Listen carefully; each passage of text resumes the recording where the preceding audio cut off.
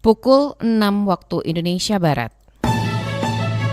Radio Republik Indonesia Palembang dengan Warta Berita. Keluarga berperan penting dalam membangun generasi berpendidikan, sehat, dan religius untuk mendukung pembangunan berkelanjutan. Pemprov Sumsel menyiapkan fasilitas balap di Jakabaring untuk mengurangi aksi balap liar di jalan raya.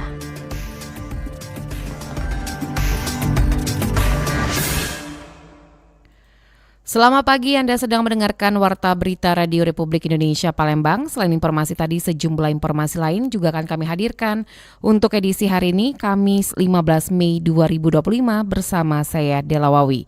Inilah Warta Berita selengkapnya.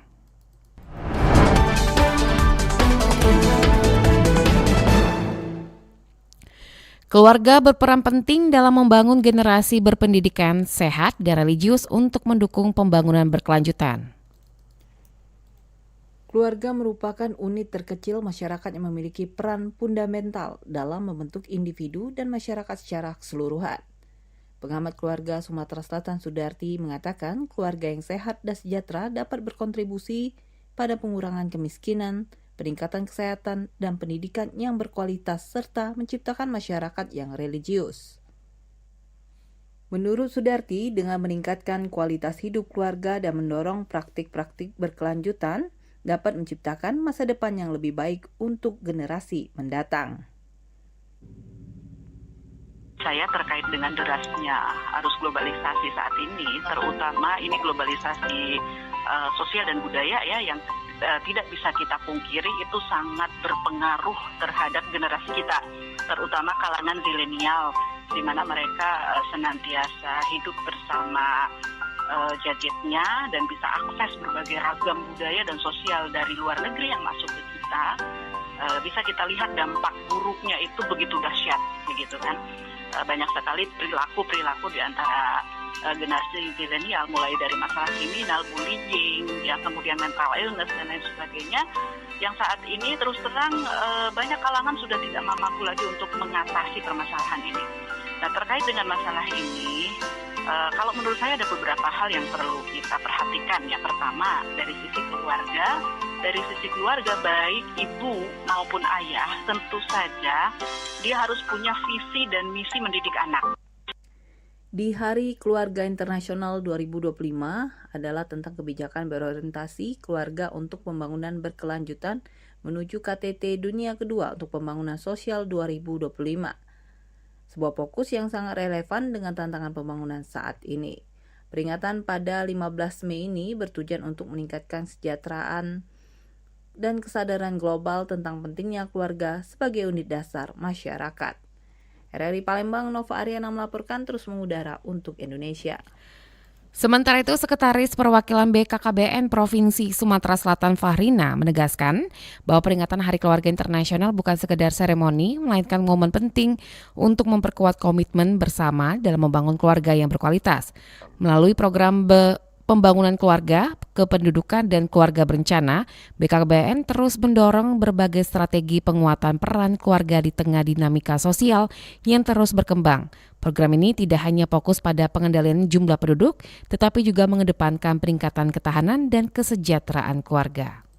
Kami sebagai perwakilan BKKBN Provinsi Sumatera Selatan ya, harapan kami terhadap Hari Keluarga Internasional yang merupakan refleksi sekaligus motivasi untuk memperkuat komitmen kita dalam membangun keluarga yang berkualitas. Jadi Hari Keluarga ini juga diadopsi oleh program Bangga Kencana nih, ya, program kependudukan, pembangunan keluarga, dan keluarga berencana. Jadi sehingga nanti ke depannya Indonesia, khususnya Sumatera Selatan, bisa menjalankan program kami ini dengan secara terus berkolaborasi dengan seluruh lapisan masyarakat, pemangku kepentingan, sehingga keluarga di Indonesia semakin tangguh, sejahtera, dan berdaya saing dalam menghadapi tantangan global. Farina menambahkan BKKBN berkomitmen untuk terus menjalin kolaborasi dengan seluruh pemangku kepentingan, baik di tingkat pusat maupun daerah. Kolaborasi tersebut menjadi kunci dalam mewujudkan keluarga Indonesia yang tangguh, sejahtera, dan mampu bersaing di era global. Pendengar, berikut tanggapan masyarakat terkait Hari Keluarga Internasional 2025, kebijakan untuk pembangunan berkelanjutan. Saya Yoga Pratama, saya dari Pelaju.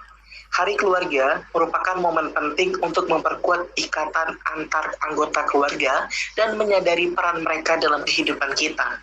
Peringatan ini juga mengajak kita untuk merenungkan nilai-nilai keluarga sebagai unit dasar masyarakat yang berkontribusi pada pembangunan sosial.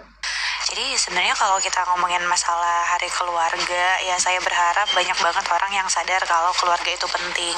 Terus juga di keluarga komunikasi itu juga penting, saling terbuka, saling menghargai, dan jangan lupa ya luangkan waktu untuk quality time bareng keluarga. Itu aja dari saya. Saya Rati dari Pelaju. Menurut saya dengan adanya memperingati Hari Keluarga adalah momen penting untuk mengingat kembali peran keluarga sebagai fondasi utama dalam membentuk karakter dan juga nilai-nilai kehidupan. Tentunya nih buat saya Hari Keluarga itu momen yang pas banget buat ngingetin kita pentingnya kebersamaan sama keluarga. Terkadang karena kesibukan kita suka lupa meluangkan waktu buat orang-orang terdekat. Nah, lewat peringatan ini kita diajak nih buat lebih peduli, ngobrol, atau ketawa bareng, dan juga ngerasain lagi hangatnya rumah. Intinya sih, keluarga itu tempat kita pulang dan juga tumbuh bareng, begitu. Terima kasih.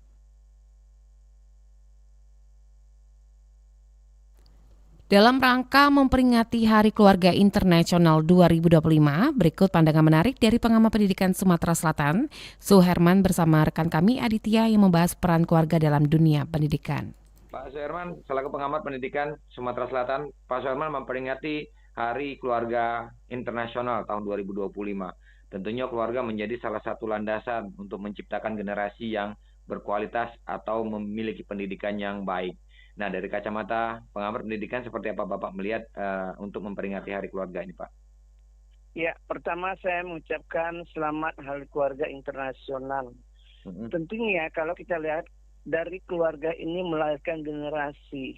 Generasi yang kita harapkan adalah generasi cerdas. Generasi cerdas itu lahir dari keluarga, tentunya yang membawa pengaruh besar bagi pertumbuhan generasi yang akan datang. Yeah. Kalau kita lihat bahwa pendidikan keluarga itu memegang peranan yang sangat penting. Saya pernah menulis di beberapa harian cetak Kota Palembang bahwa ada 3 peran keberhasilan dalam pendidikan.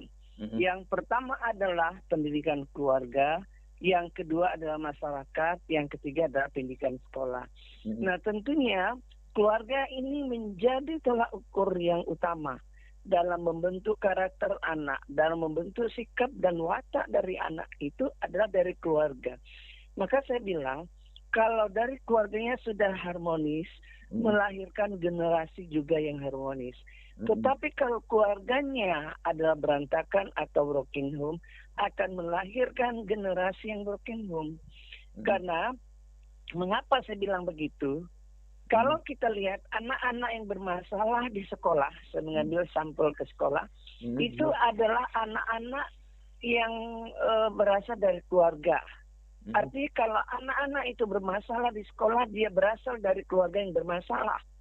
Mengapa?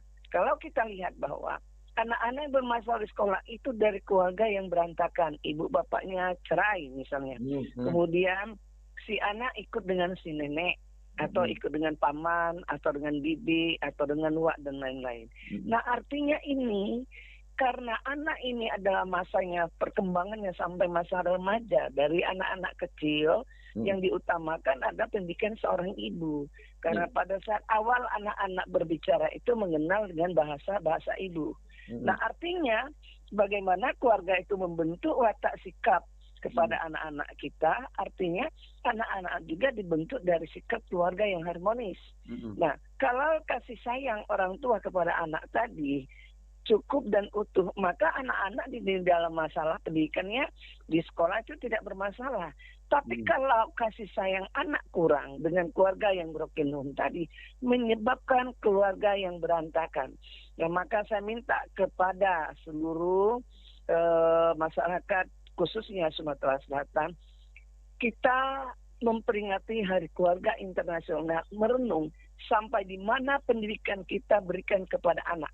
Yeah. Karena tanggung jawab kepada orang tua itu adalah dari anak-anak dari 0 bulan sampai anak-anak masa remaja.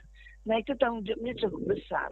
Artinya kalau keluarganya sudah membimbing anak dengan yang hal-hal yang positif, tentu menjadi anak-anak yang cerdas, anak-anak harapan masa depan kita. Nah, kalau kita lihat, kalau keluarganya kurang memperhatikan kepada anak-anak, maka anak-anak tadi inilah mengakibatnya, misalnya bandel di sekolah, narkoba, kenakalan remaja, tawuran, geng motor, dan lain-lain. Nah, ini berasal dari rumah tangga dari anak-anak itu sendiri. Kalau kita lihat karena kekurangan kasih sayang orang tua, maka anak-anak tadi menjadi brutal akibat dari broken home di keluarga itu. Baik. Terima kasih Pak Suherman wawancaranya. Semoga memperingati Hari Keluarga ini bisa memberikan edukasi yang baik dari landasan keluarga hingga nanti pendidikan di masa depan. Terima kasih Pak Suherman sudah bergabung bersama RRI pagi hari ini. Sehat selalu Pak, sukses selalu. Assalamualaikum. Alhamdulillah sehat. Waalaikumsalam warahmatullahi wabarakatuh.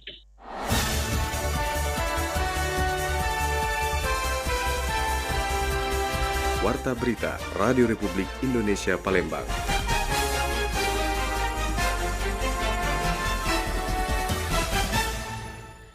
Pemberangkatan calon jemaah haji dari embarkasi Palembang terus berlangsung lancar. Ribuan jemaah dari Sumatera Selatan dan Bangka Belitung telah diberangkatkan ke Tanah Suci. Sejumlah dinamika turut mewarnai perjalanan mereka menuju ibadah haji, termasuk adanya penundaan dan pembatalan keberangkatan akibat kondisi kesehatan. Panitia penyelenggara ibadah haji PPIH Embarkasi Palembang telah memberangkatkan sebanyak 3.689 calon jemaah haji hingga Selasa 14 Mei 2025. Jemaah tersebut terdiri dari 2.575 orang asal Sumatera Selatan, 1.074 orang asal Kepulauan Bangka Belitung, dan 40 petugas kloter. Kemarin PPIH memberangkatkan kloter 10 asal kota Palembang yang terdiri dari 370 jemaah pada pukul 14 waktu Indonesia Barat. Para jemaah tersebut telah diinapkan terlebih dahulu di Asrama Haji Palembang 1 hari sebelumnya. 1 orang calon jemaah haji asal Kabupaten Ogan Komering Ulu Oku dari kloter 9 atas nama Sarah yang berusia 25 tahun terpaksa batal berangkat karena diketahui tengah hamil 5 minggu.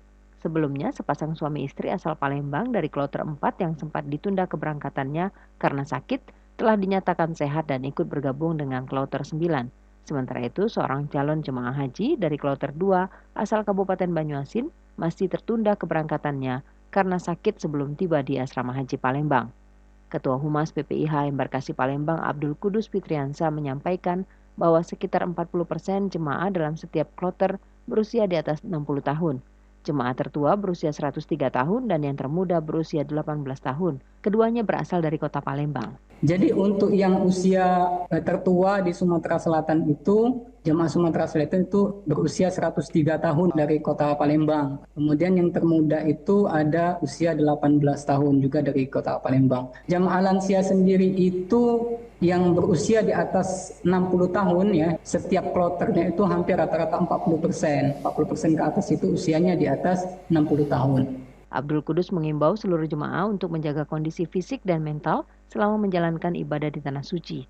Ia juga menyarankan agar para jemaah rutin minum air putih agar terhindar dari dehidrasi serta menggunakan alat pelindung panas seperti topi, payung, dan alas kaki saat berada di luar hotel.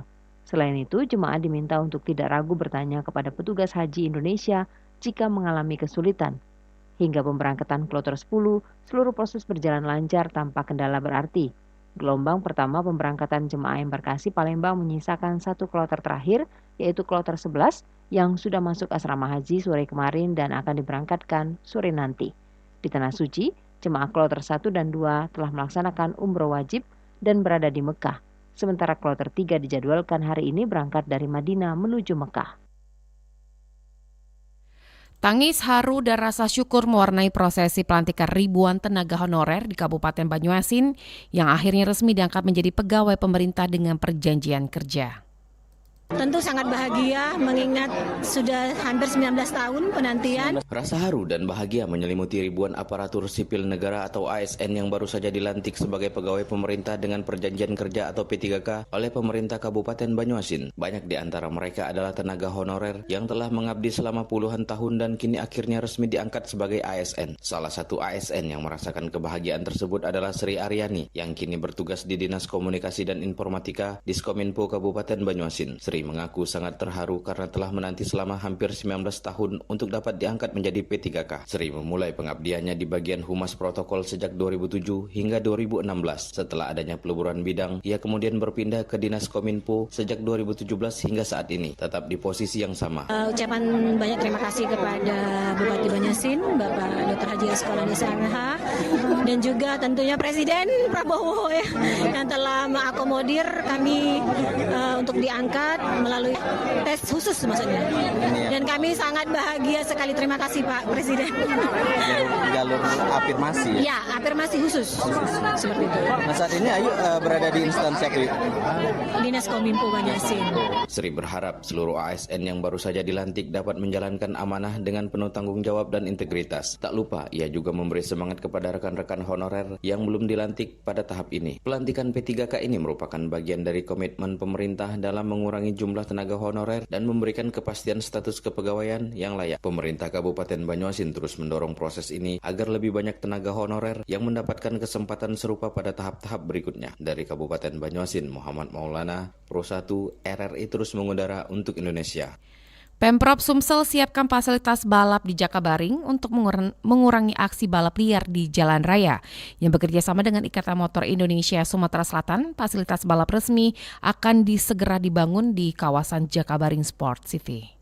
Pemerintah Provinsi Sumatera Selatan memberikan dukungan penuh terhadap rencana pembangunan yang diinisiasi oleh pengurus Provinsi Ikatan Motor Indonesia atau IMI Sumatera Selatan. Bentuk dukungan tersebut ditunjukkan dengan peninjauan langsung ke lokasi oleh Gubernur Sumatera Selatan bersama jajaran IMI. Gubernur Sumatera Selatan Herman Deru menyambut positif pembangunan fasilitas balap tersebut dan mendorong agar segera dimanfaatkan untuk kegiatan otomotif. Pihaknya mendukung penuh rencana pembangunan sirkuit tersebut. Dirinya meminta Agustus nanti sudah ada kejuaraan gas track di lokasi tersebut. Tahap awal ini dari dua rencana besar itu, jadi untuk gas track dan road race. Jadi kalau gas track ini saya tantang dulu ininya. Kita lanjutkan bangunan road race-nya. Kalau mereka sanggup 17 Agustus untuk Piala Agustus ini, diadakan gas track di sini. Nah, itu tapi harus dimulai dengan desain yang benar, pelaksanaan yang benar. Jadi anak-anak muda tidak kebut-kebutan di jalan lagi. Menurut Herman Deru, jangan hanya rencana, harus langsung dimulai. Menanggapi hal tersebut, Sekretaris Pemprov IMI Sumatera Selatan Chandra Dewana mengatakan kesiapannya menggelar kejuaraan nasional gas track sesuai dengan arahan gubernur. Pihaknya siap menjawab tantangan Gubernur Sumatera Selatan tersebut. Gubernur menyanggupi untuk menyiapkan membangun sirkuit road race dan grass track pada tahun ini. Nah, di mana hal-hal tersebut dapat mengurangi balap liar. Menurut kami juga dengan adanya apresiasi dari Pak Gubernur yang begitu besar, kami tertantang dengan apa yang disampaikan oleh Pak Gubernur, dan kami harap IMI Sumsel dalam waktu dekat merealisasikannya. Selain mendukung pembangunan sirkuit, Pemprov Sumatera Selatan juga akan segera memenuhi permintaan IMI Sumatera Selatan untuk melakukan pelapisan ulang aspal di depan venue tenis JSC Lokasi tersebut selama ini sering digunakan sebagai lintasan drag race dan drag back. Lamsi Harsil Tonga melaporkan. Informasi tadi mengakhiri Warta Berita pagi ini. Sebelum berpisah, kami sampaikan kembali topik berita aktual pagi ini. Di antaranya, keluarga berperan penting dalam membangun generasi berpendidikan, sehat, dan religius untuk mendukung pembangunan berkelanjutan. Pemprov Sumsel siapkan fasilitas balap di Jakabaring untuk mengurangi aksi balap liar di jalan raya. Mewakili kerabat kerja yang bertugas, saya Dela Wawi undur diri dan sampai jumpa.